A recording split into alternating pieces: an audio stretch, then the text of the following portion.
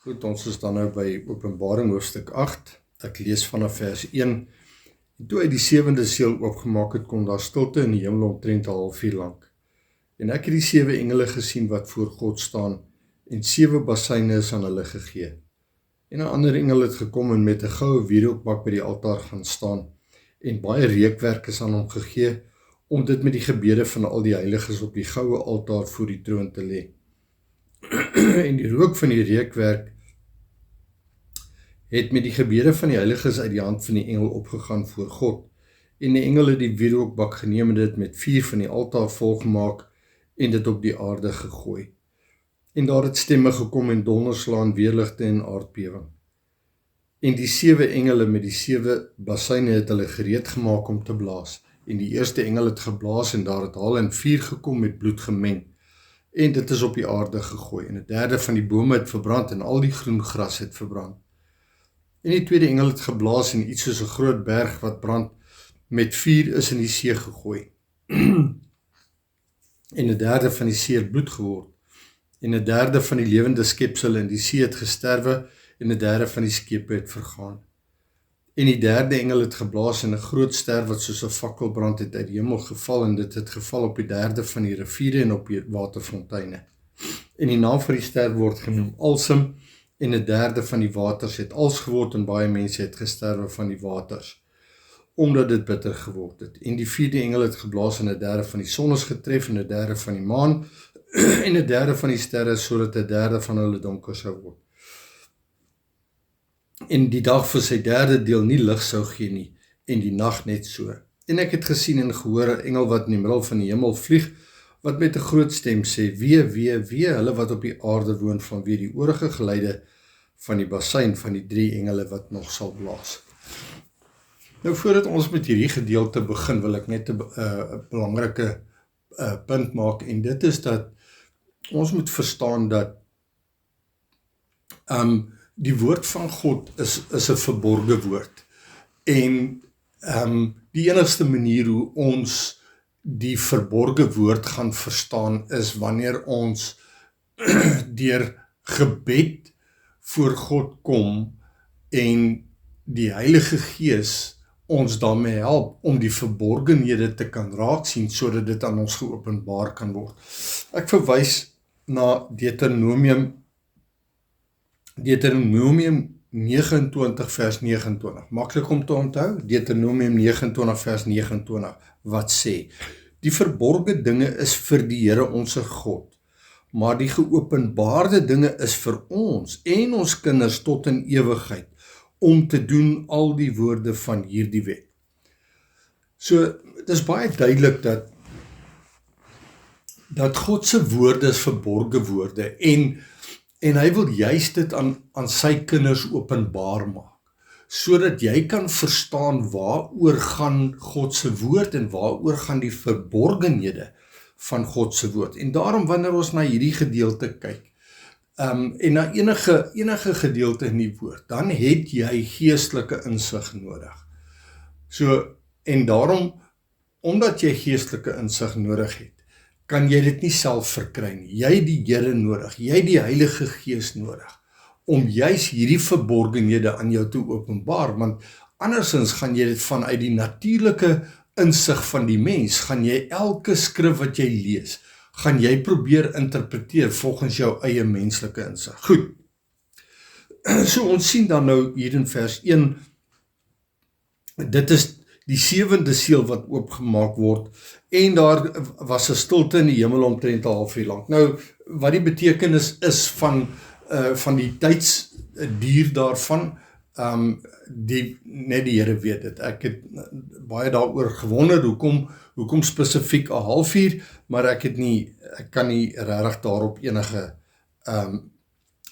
kommentaar lewer nie. So vers 2, en ek het die 7 engele gesien wat voor God staan, en 7 basyne is aan hulle gegee. Nou, ons het uit die vorige hoofstukke oor basyne gepraat. Basyne is iets wat geblaas word ter aankondiging van een of ander iets.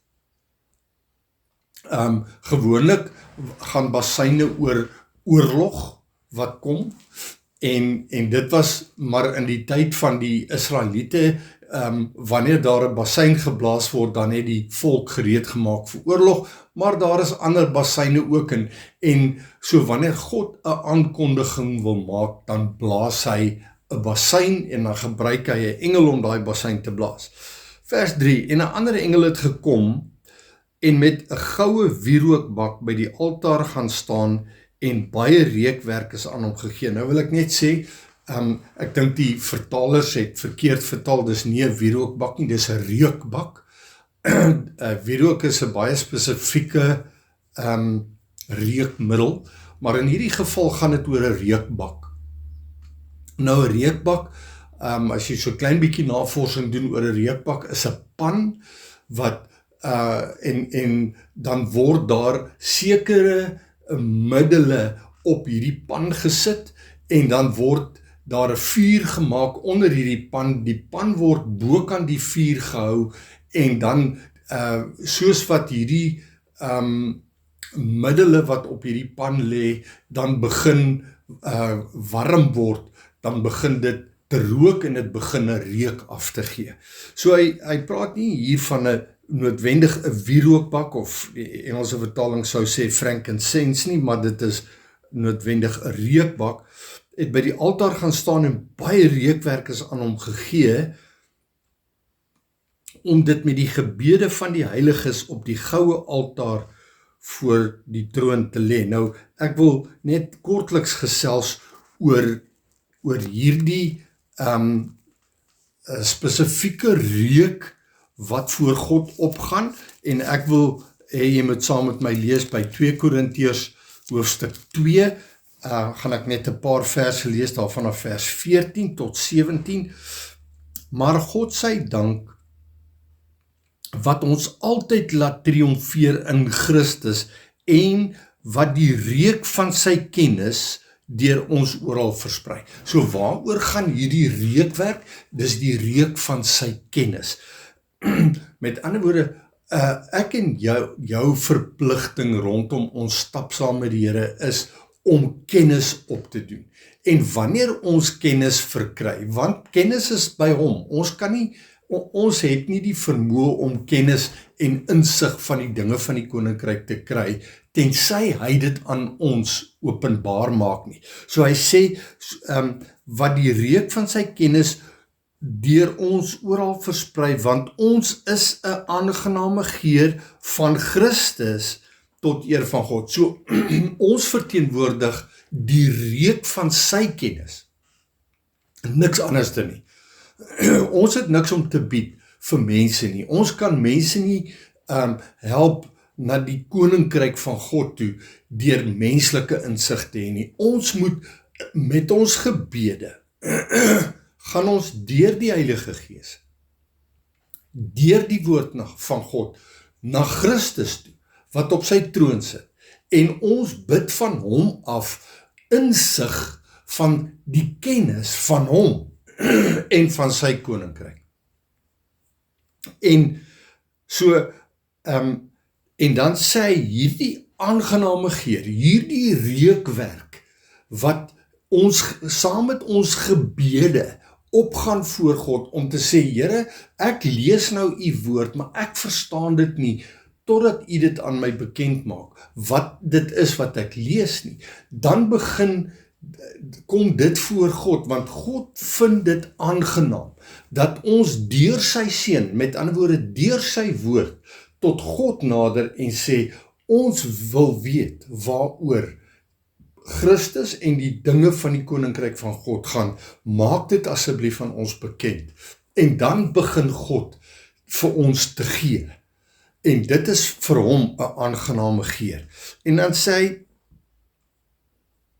maar hierdie reukwerk is vir, in vers 15 van 2 Korintiërs 2 sê, want ons is 'n aangename geur van Christus tot eer van God, onder die wat gered word en die wat verlore gaan. So dit gaan nie hier net oor die gereddene wat dit 'n aangename geur is nie. Die aangename geur bly aangenaam. Dit kan nie net omdat dit na die ongeredde toe gaan, nou is dit onaangenaam nie. Dit bly 'n aangename geur. Maar dis nie almal wat hierdie geur aanneem nie. En dan sê hy, maar vir die eerste, met ander woorde, 'n reuk van lewe tot lewe, met ander woorde, hulle wat vir wie dit tot lewe is, sal dit 'n reuk wees van lewe tot lewe.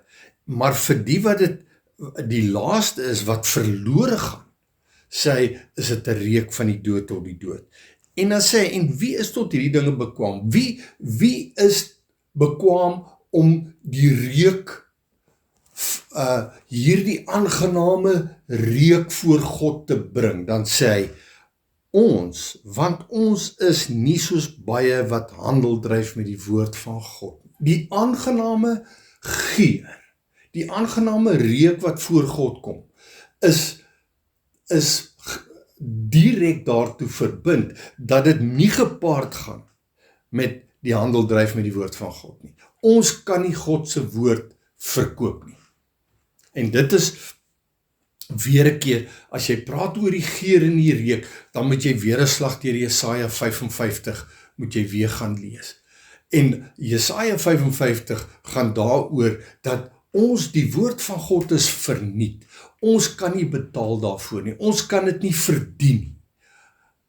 Ons moet net al wat God van ons vra, is om in afhanklikheid voor hom te kom in gebed en te sê, Here, U het iets vir my, om vir my te gee, verniet, maar ek is afhanklik van U om dit aan my te openbaar.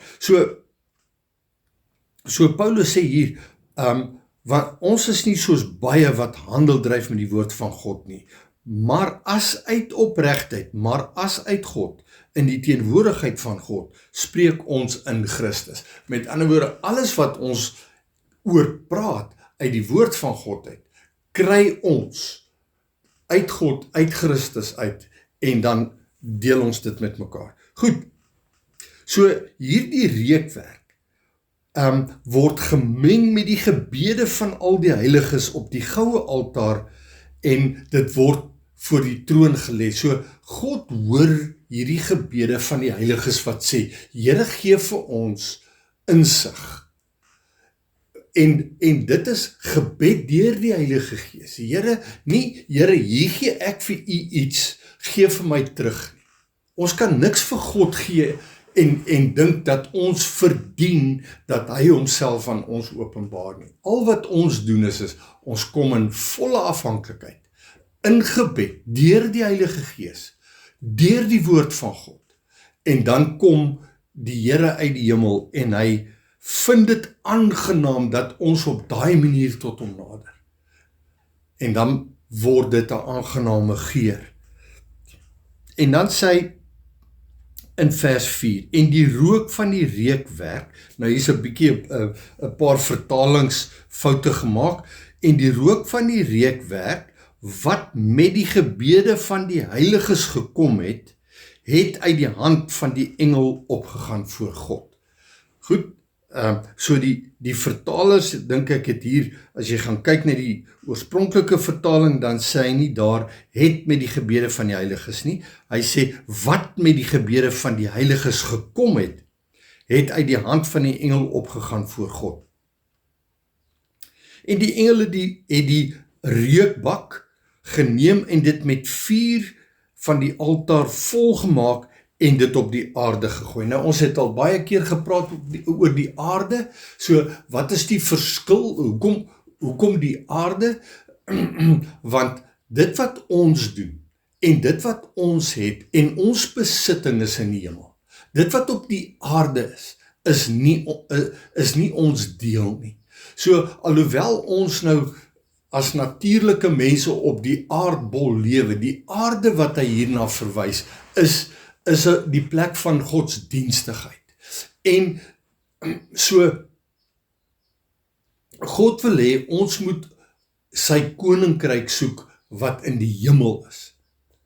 En wanneer God goed doen wat hy na die aarde toe stuur, dan is dit juis mense wat nie in geloof na die hemelse dinge verlang nie, maar na die aardse dinge. So, hy sê, hy het dit na die aarde gegooi, en daar het stemme gekom en donderslae en weerligte en aardbewing.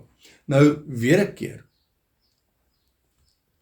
Hierdie goeters gebeur alles in die geestesdimensie. So, dit is nie dat daar op 'n stadium gaan daar nou hierdie harde stemme gehoor het en hierdie donderslae en hierdie weerligte en hierdie aardbewing is 'n geestelike gebeurlikheid en niemand het dit noodwendig gesien of gehoor nie.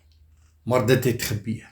En daarom kry ons baie predikers in wat oor die eeue kom en wat hierdie woord sou gaan vat en sê, sien, dis wat in die einde van tyd gaan gebeur. Hier gaan verskriklike dinge gebeur op die aarde en daar gaan groot aardbewings wees ensovoorts.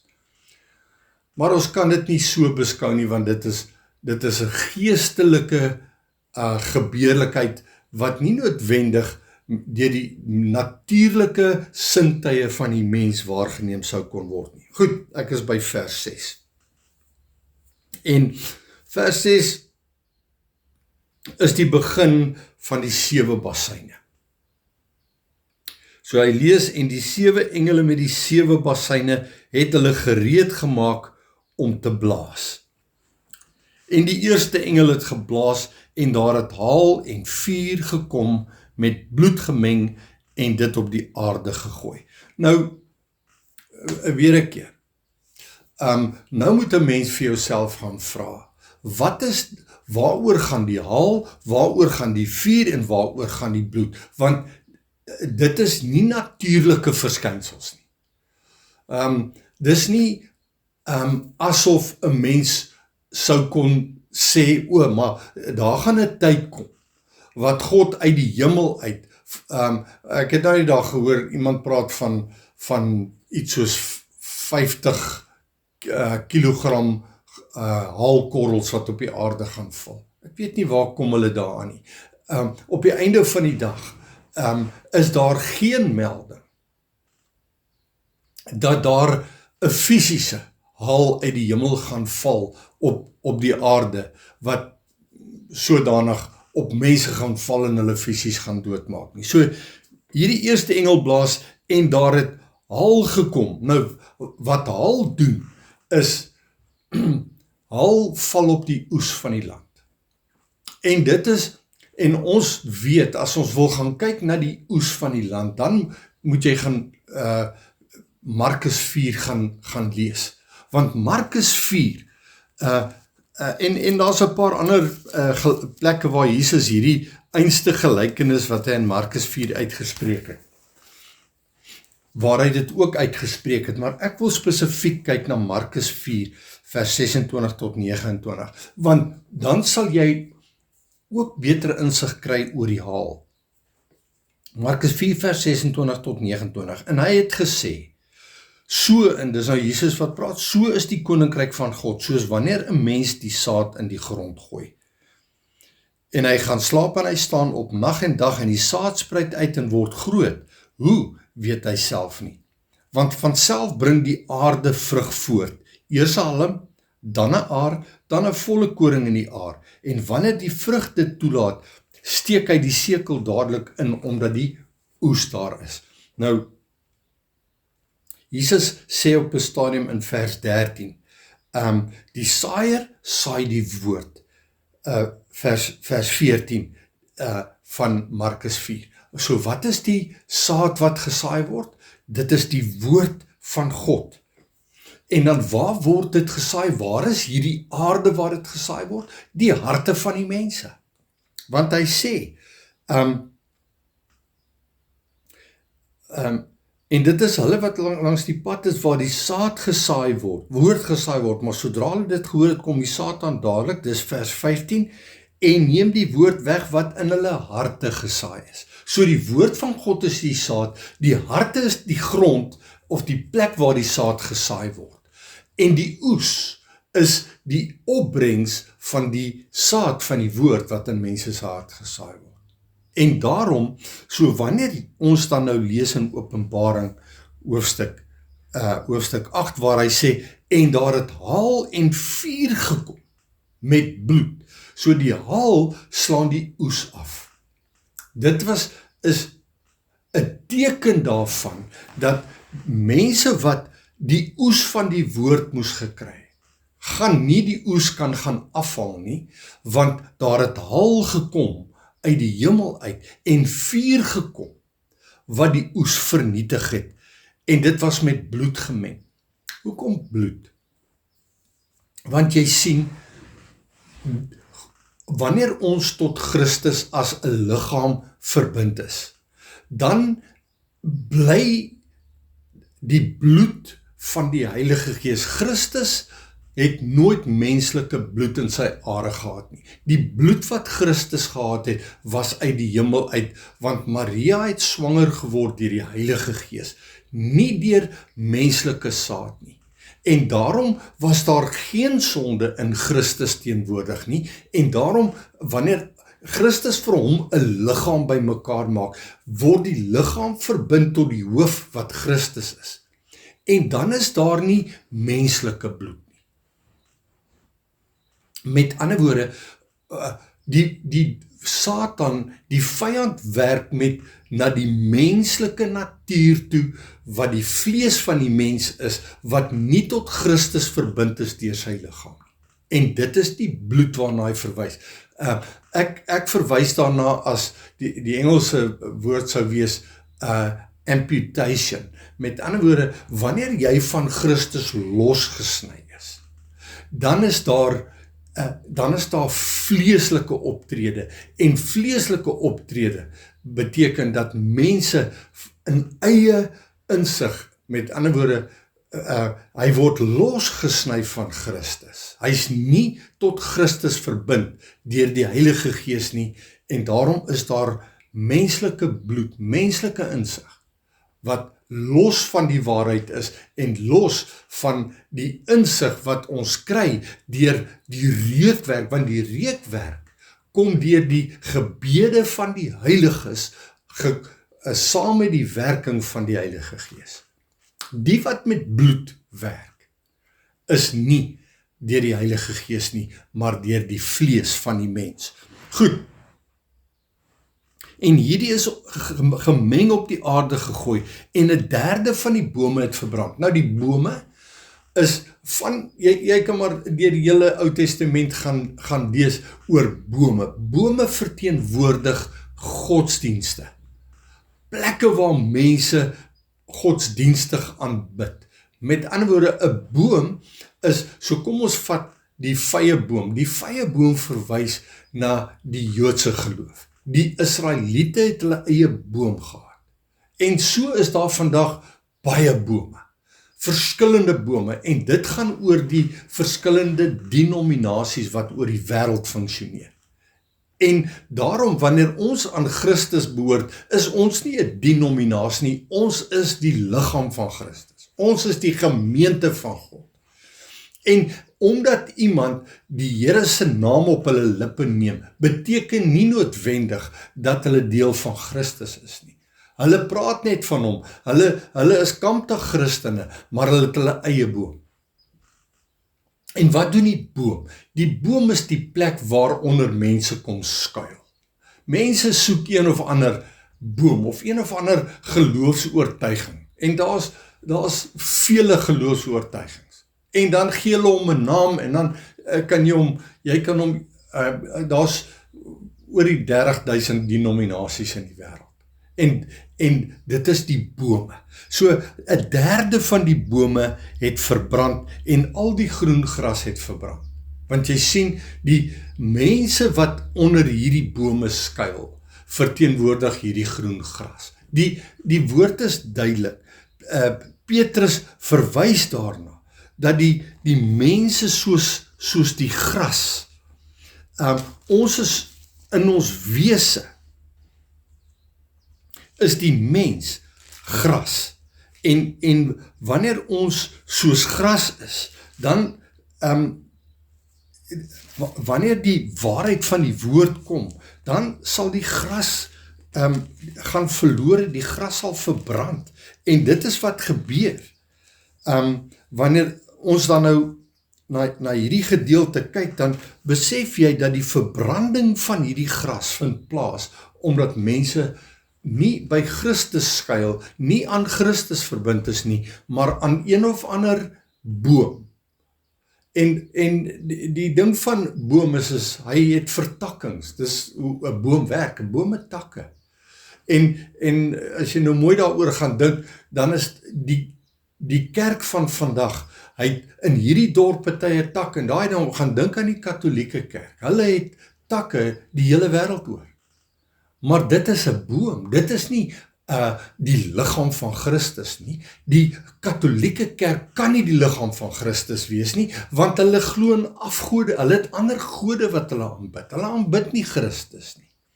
Goed, vers 8.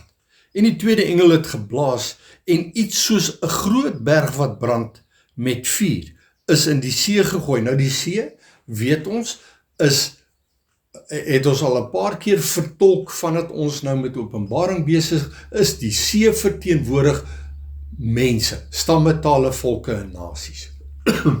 Dis die see. En hierdie brandende berg, hy brand met vuur, is in die see gegooi. Nou, so dit is een of ander instansie wat 'n berg is, wat tussen die mense beland in die see. So ek wil hê jy moet saam met my kyk na Jeremia hoofstuk 52, en ek wil net gou soom toe blaai.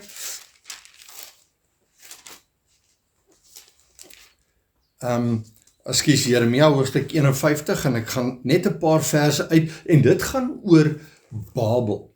Nou, die Ou Testamentiese Babel is, as jy dit in Engelse vertaling lees, dan praat hy van Babylon, en dis dieselfde wat hy na verwys na die Nuwe Testament in Openbaring word ook na Babylon verwys.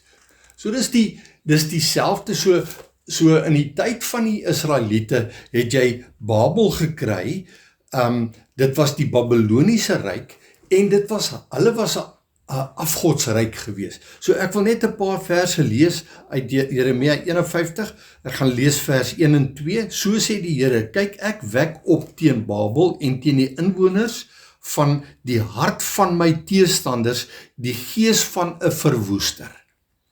En ek sal vir Babel wanners stuur, wat hom sal uitwan en sy land leegskud, want hulle lê rondom teen hom op die dag van onheil. En dan in vers 6, sy vlug uit Babel uit en red elkeen sy eie lewe, kom nie om in sy ongeregtigheid nie, want dit is die tyd van wraak vir die Here, hy gee hom sy verdiende loon. Vers 7, Babel was in die hand van die Here 'n goue beker, wat die hele aarde dronk gemaak het. Die nasies het van sy wyn gedrink, daarom het die nasies rasend geword. Nou kan jy Openbaring, ons gaan later, soos wat ons verder werk met Openbaring, gaan jy sien, dieselfde beeld word gebruik van die Babel van die Nuwe Testament. Ek lees vers 10, Jeremia 51, die Here het ons geregtighede tevoorskyn gebring. Kom en laat ons in Sion vertel die werk van die Here onse God. Maak skerp die pyle, vat die skilde. Die Here het die gees van die konings van Medea opgewek, want sy voorneme is teen Babel om hom te verwoes, want dit is die wraak van die Here, die wraak van sy tempel. So die Here gebruik sy eie mense, sy eie liggaam, om op te tree as 'n tempel teen dit waarmee Babel besig is. En dan lees ek net laastens vers 11 en 24, tot vers 13, jy wat by die groot waters woon, wat skatryk is, jou einde het gekom, die maat waarop jy afgesny word. En dan laastens vers 24, maar ek sal voor julle oë aan Babel en aan al die inwoners van Chaldea vergelde al hulle kwaad wat hulle in Sion gedoen het, spreek die Here. Kyk, ek het dit teen jou, o berg wat verwoes. En hier is die berg. Dieselfde beeld wat ons nou kry in Openbaring 8. Die berg wat verwoes, spreek die Here, jy wat die hele aarde verwoes, en ek sal my hand teen jou uitstrek en jou van die rotse afrol en sal jou maak 'n afgebrande berg. Goed, ons lees weer terug in Openbaring 8.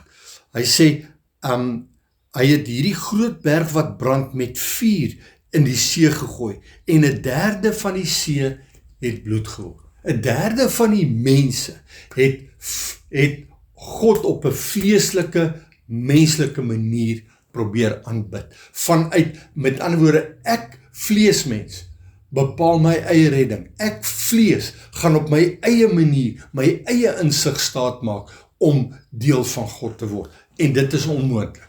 Dit kan nie gebeur nie. Die enigste manier is reukwerk. Gebede van die heiliges wat voor God opgaan as 'n aangename geur. Met ander woorde, woord en gees en waarheid. En dan sê hy, vers 9, en 1/3 van die lewende skepsele in die see het gesterwe en 1/3 van die skepe het vergaan.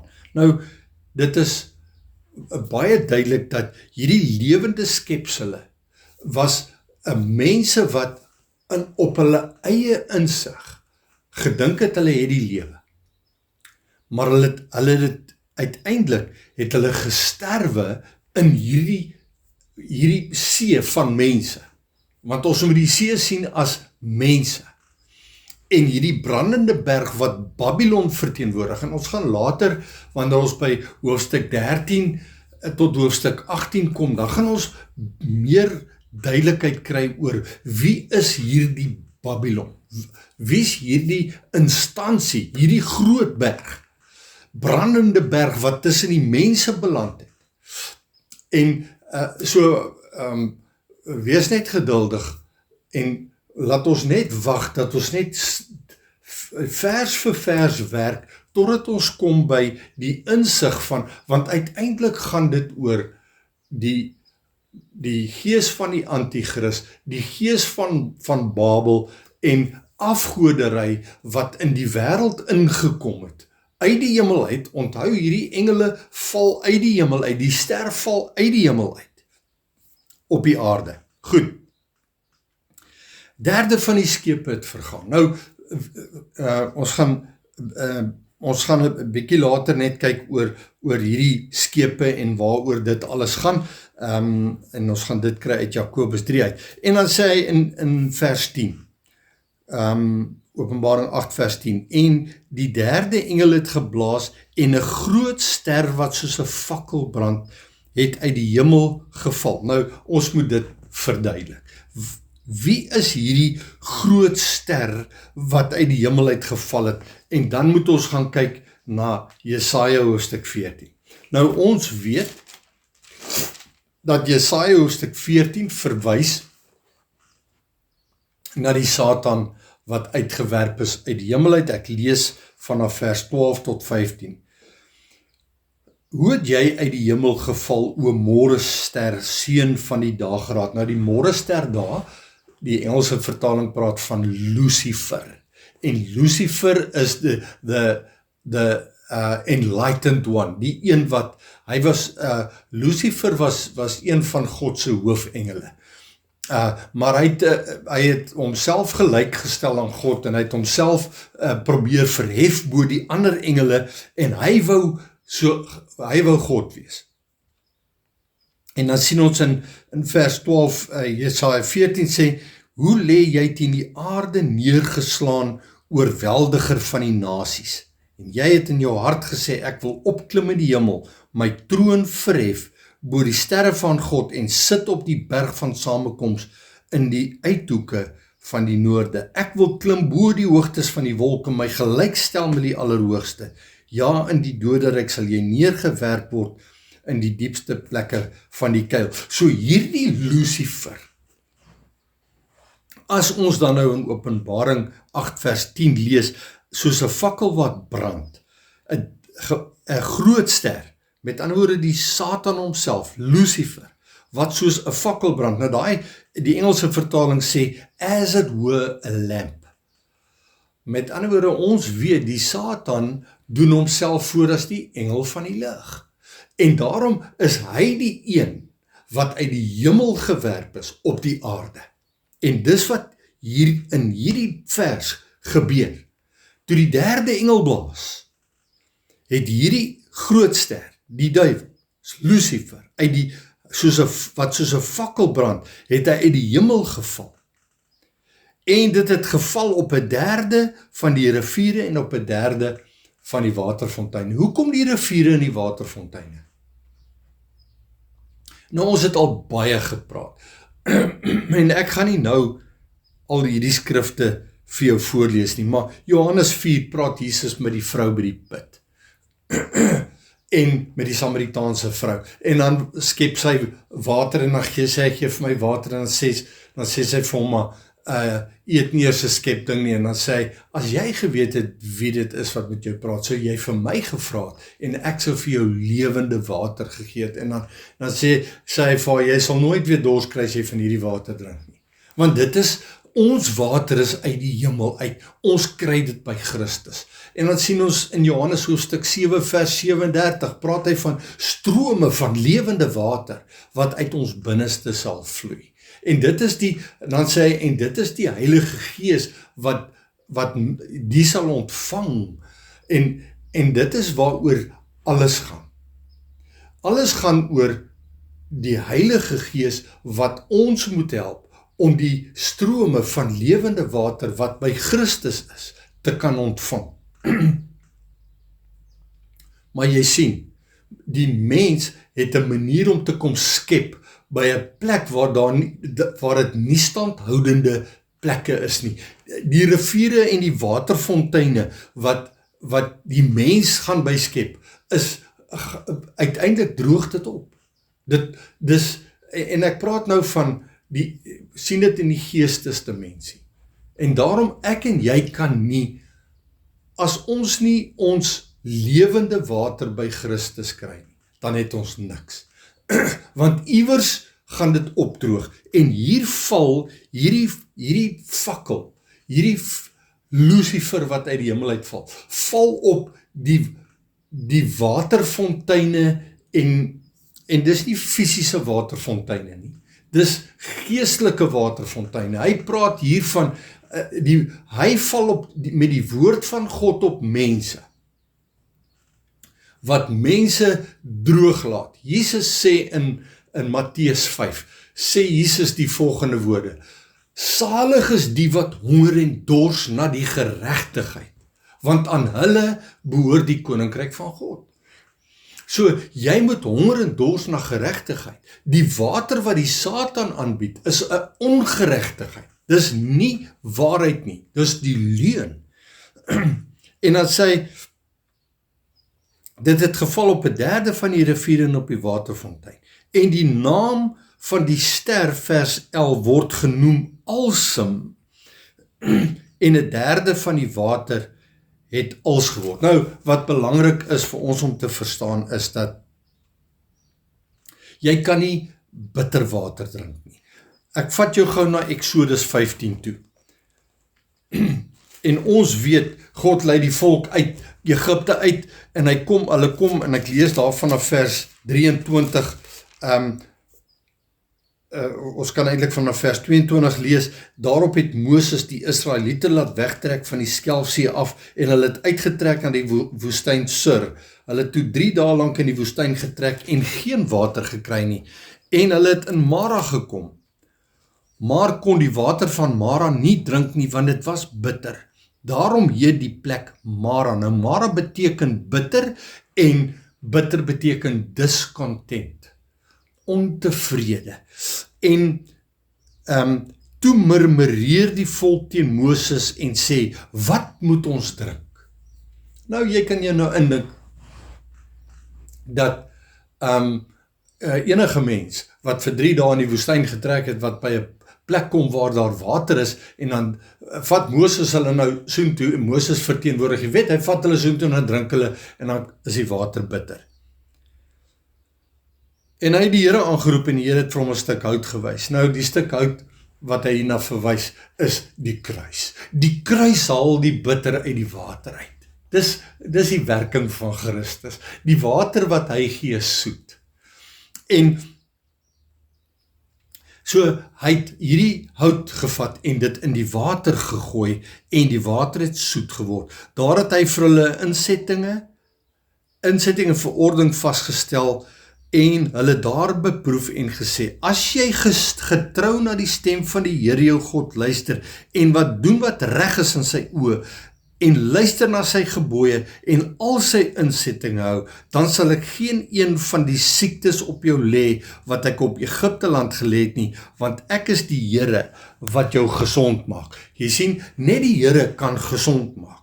En dan sê hy in vers 27, daarop het hulle by Elim gekom waar 12 waterfonteine, nou die 12 waterfonteine kan jy nou na die Nuwe Testament toe vat, na die 12 apostels, en dan praat hy van, en 70 palmbome was. En hulle daar by die waterlaar opgeslaan. Nou die palmbome, die 70, ons kry op 'n stadium stuur Jesus 70 disippels uit. 70 van hulle gaan uit en vat die woord van God uit. Maar die 12 apostels, hulle is die 12 waterfonteine. Die palmbome, ons weet dat hierdie disippels wat vir 'n tyd lank saam met Jesus gestap het, kom op die punt wat hulle nie meer saam met hom stap nie. So ek wil nie nou verder ingaan op hierdie gedeelte kan jy gaan kry waar Christus die 70 uitstuur. Gaan kyk Lukas 10 vers 1 tot 12 en dan kyk jy weer Lukas 10 vers 17 tot 24. Gaan werk daardeur. Vra die Heilige Gees om vir jou te wys, hierdie 70 wat hy uitstuur, dan kom hulle terug en hulle is vreeslik opgewonde en dan sê hulle, Here, selfs die duiwels het in ons onder ons gesag, en dan sê Jesus baie, wees versigtig, moenie bly wees. Moenie bly wees omdat die duiwels uitgedryf word in my naam nie. Hy sê, maar wees bly as julle name in die hemel opgeteken, die boek van die lewe opgeteken is. Goed, dan wil ek net hê ons moet kyk na Jakobus 3, want Jakobus 3 is 'n baie goeie skrif om te gebruik, sodat ons kan verstaan waaroor gaan bitter en soet water en hoe werk dit. Ek gaan van vers 1 tot 12 lees. Moenie baie leermeesters wees en my broeders, omdat julle weet dat ons 'n groter oordeel sal ondergaan, want ons almal struikel dikwels. As iemand in die woord nie struikel nie, is hy 'n volmaakte man in staat om ook die hele liggaam in toom te hou. Kyk, ons sit stange in die perde se bekke, sodat hulle ons gehoorsaam kan wees en ons stuur hulle hele liggaam daarmee. Kyk ook die skepe, alhoewel hulle so groot is en deur ewige winde voortgedryf word gestuur deur 'n baie klein roer net waarheen die stuurman wil. Goed, ons gaan net praat ons praat mos hier oor skepe ook, nee. Net so is die tong ook 'n klein lid en beroem hom op groot dinge. Kyk hoe 'n groot hoop hout steek 'n klein vuurtjie aan die brand. Die tong is ook 'n vuur, die wêreld van ongeregtigheid. Net so 'n plek neem die tong onder ons lede in, dit besmet die hele liggaam en steek die hele lewensloop aan die brand en word uit die hel aangesteek. Ons het net gepraat oor hierdie vuur wat uit die hemel uit gekom het, nê? En want elke soort natuur van wilde diere en voëls en kruipende sowel as seediere word getem deur menslike natuur, maar die tong kan geen mens stem nie, dit is 'n onbedwingbare kwaad vol dodelike gif. Daarmee loof ons God en die Vader en daarmee vervloek ons die mense wat na die gelykenis van God gemaak is. Uit dieselfde mond kom seën en vervloeking. Dit, my broeders, behoort nie so te wees nie. En nou kom ons by die water. 'n Fontein laat tog nie uit dieselfde oog vars en bitter water opborrel nie. 'n Vyeboom, my broeders, kan tog nie olywe voortbring of 'n wingerdstok vye nie. So kan geen fontein brak en vars water voortbring nie. En wat is die punt?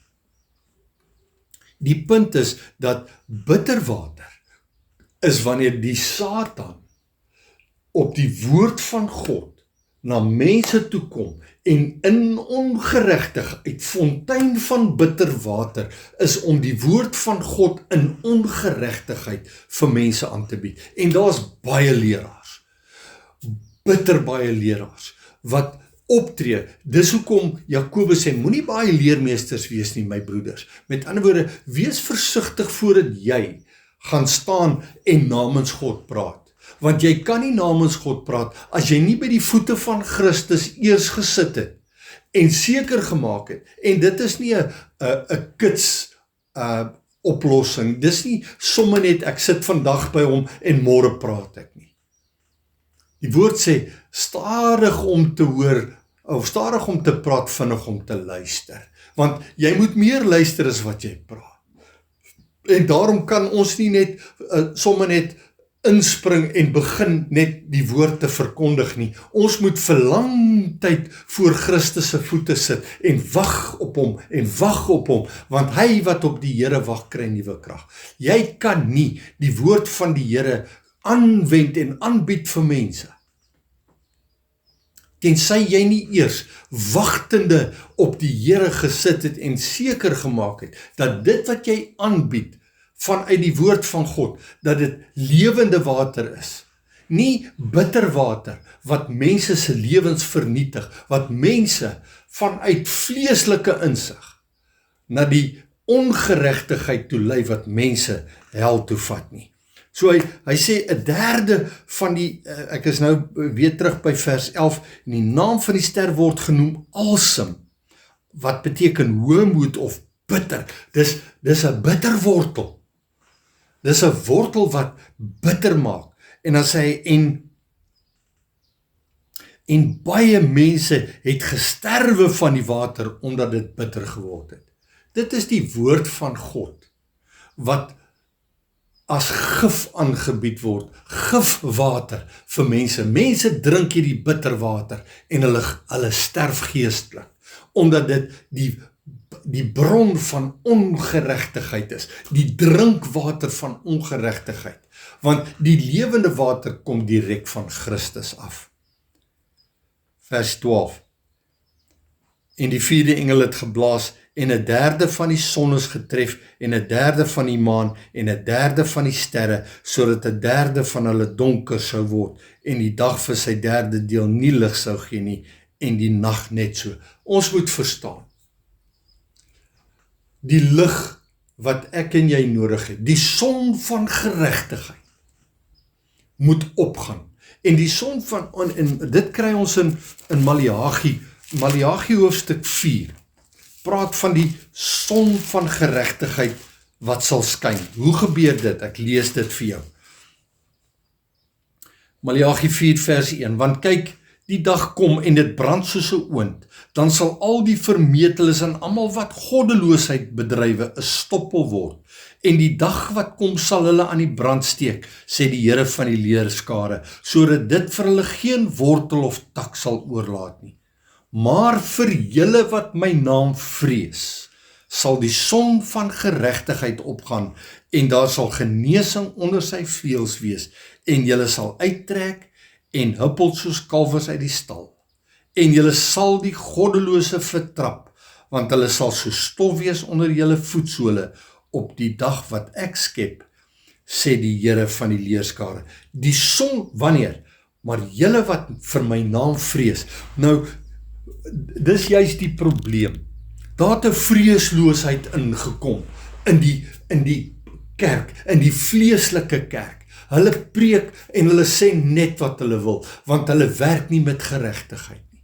Maar as jy die naam van God vrees, as jy die woord van Christus vrees, dan kom daar by jou 'n eerbied en 'n aanbidding deur die Heilige Gees om in geregtigheid die woord van God aan te bied. Maar wanneer hierdie vierde engel blaas, dan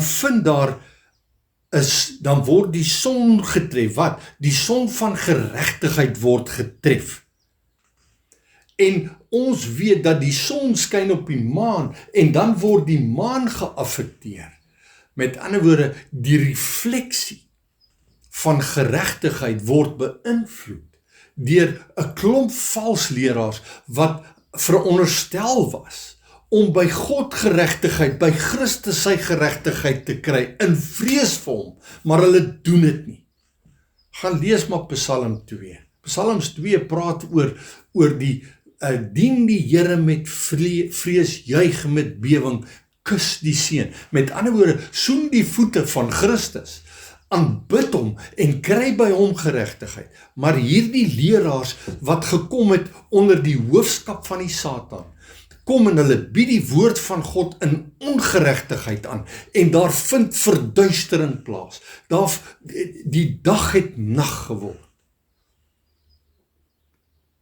En die nag kom al hoe nader, hoe later hoe kwater, hoe die tyd aangeloop het. Jesus sê in Matteus 24 vers 24, in die laaste van dae sal daar vals leraars en vals profete opstaan. En as dit moontlik was, sou hulle selfs die uitverkorenes kon mislei. Die misleiding word al hoe meer en al hoe meer soos vir die tyd verloop. En die uur waarin ons nou is die tyd waarin die mensdom, wat kantig God aanbid, wat kantig by die voete van Christus is, deur vals leraars mislei word, en aan hulle word aangebied die dinge van ongeregtigheid. Geregtigheid is besig om te verdwyn, want die oormag van leraars, wat die leuen verkondig, het net so baie geword, so erg geword, dat die dood het oor die kerk gekom. Alles het donker geword. 'n derde deel het net vergaan, want daar was geen lig nie. Die lig is die lig van Christus, wat verdwyn het. Vers 13. En ek het gesien en gehoor 'n engel wat in die middel van die hemel vlieg, wat met 'n groot stem sê, wee, hulle wat op die aarde woon, vanweë die oorige geluide van die basuin van die 3 engele, wat nog sal blaas. Jy sien, hierdie is die begin. Hierdie is nog net die begin. Die eerste wee het verbygegaan, en ons sien dat 'n derde van die wat sodanige Christene was klaar beïnvloed gewees deur die Satan wat uit die hemel uitgeval het, en wat die leraars, valse leraars beïnvloed het, om aan die gemeente, aan die kerk, 'n vals ongeregtigheid aan te bied, en soveel mense wat sterf, en daar's nog die wee wat uitgespreek word. Lukas 6 vers 24, hou ek aan jou voor. Lukas 6 vers 24 sê, maar wee julle rykes, want julle het julle troos weg. Wee julle wat vol is, hy praat van die rykes. Wee julle wat vol is, want julle sal honger ly. Wee julle wat nou lag, want julle sal treur en ween. Wee julle wanneer al die mense goed van julle praat, want hulle vaders het net so aan die valse profete gedoen. Wee julle rykes. Wat is die rykes? Hulle wat dit doen vir geld. Hulle wat die evangelie verkoop aan mense. Jy sien, Jesaja 55 sê, ons het dit ontvang, dis verniet. Hoekom weeg julle geld af vir wat geen brood is nie? Hoekom wil julle die evangelie koop wat nie te koop is nie? En dan sê hy, wee julle rykes, wee julle wat vol is, wee julle wat versadig is, wat dink julle het klaar alles. Want die woord sê, salig is die wat honger en dors na die geregtigheid. Maar hier sê hy, versadig, julle wat dink julle is klaar versadig, julle wat dink julle hoef nie na Christus toe te gaan om geregtigheid by hom te kry nie. Julle is so vol, julle is so versadig van julle self. En dan sê hy, wee julle wat nou lag. Wee julle wat nou soveel met, en ek wil amper sê, die kerk het 'n joke geword. Wee julle wat nou, alles is net so, dis so lekker om 'n Christen te wees, dis alles, En dan kom jy agter dat jy moes eintlik getreur het. Want ek en jy moet treur voor die Here, in trane voor hom kom en sê, Here, deel met my u geregtigheid. Gaan na die voete van Jesus toe, gaan lees weer 'n slag Psalms 2. En dan kom jy agter, as jy wil deel hê aan sy geregtigheid, dan moet jy in vrees en bewering na hom toe kom, vrees vir sy woord. Moenie sy woord ligtelik opneem nie. Dis 'n ernstige saak. En hy wil sy geregtigheid met jou deel, mits jy bereid is om die knie voor hom te buig en te erken, as hy dit nie aan jou gee nie, dan het jy niks nie. Amen.